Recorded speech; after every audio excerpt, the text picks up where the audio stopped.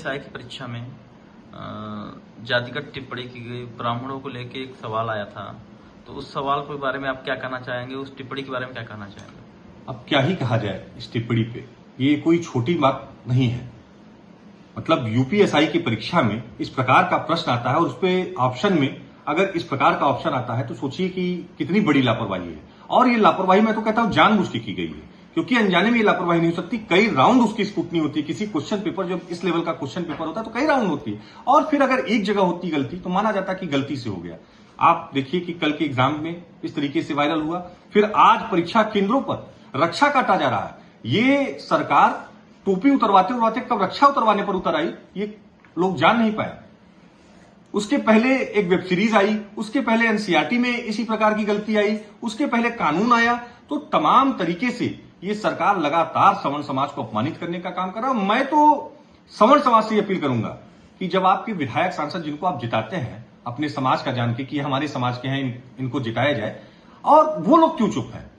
मैं तो अपने समाज के लोगों से अपील करूंगा कि जब आपके विधायक सांसद आपके दरवाजे पर आते हैं तो आप उनको अंगवस्त्र पहनाते हैं, उनको स्मृति चिन्ह देते हैं, तो आपसे नियम बना लीजिए। मेरे कहने पर 150 रुपए खर्च करिए, 100 रुपए का एक कफन ले लीजिए और 50 रुपए की 2 दर्जन चूड़ी ले लीजिए।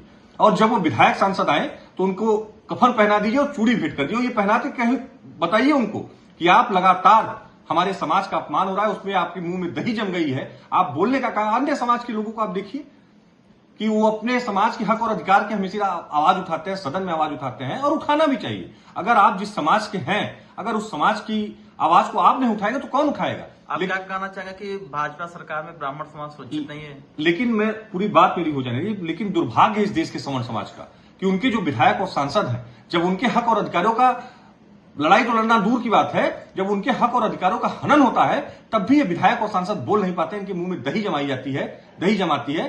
तो मैं इसीलिए अपने समाज के लोगों से निवेदन करूंगा कि जब आपके समाज के विधायक और सांसद आए तो उनको कफन पहना दीजिए और बता दीजिए कि आपने लगातार समाज का अपमान हो रहा है, आप बोल नहीं रहे हैं। सदन में भी समाज के खिलाफ इतना बड़ा काला कानून आया, उस पर भी आपका बात नहीं निकला, तो हम लोग आपको कफन पहनाते हैं और भविष्य में आपको चूड़ी भी दे रहे हैं। जो आपने कायरता का परिचय दिया, इसलिए हम आपको चूड़ी भी भेंट कर रहे हैं। भाजपा सरकार में ब्राह्मण समाज सुरक्षित है या नहीं, आप क्या कहना चाहेंगे? लगातार गाजीपुर से आप गाजियाबाद तक देख लीजिए ब्राह्मण समाज की क्या स्थिति है। जो ब्राह्मण समाज के नेता है वो लगातार दबाए जा रहे हैं, और जो भी व्यक्ति इनकी भारतीय जनता पार्टी में चला जा रहा है वो अगले दिन वॉशिंग मशीन में निकल के साफ सुथरा होकर आ जा रहा है, साधु सन्यासी बन जा रहा है।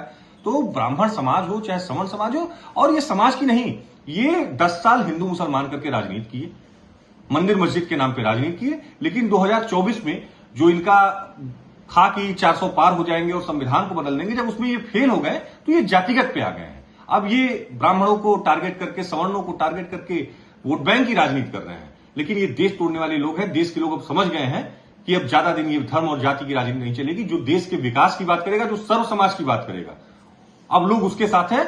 और 2027 में लोग अखिलेश यादव जी की तरफ आशा भरी निगाहों से देख रहे हैं। वो सर्व समाज का सम्मान करते हैं और अखिलेश यादव जी को मुख्यमंत्री बनाएंगे। 2029 में तख्ता पलट होगा।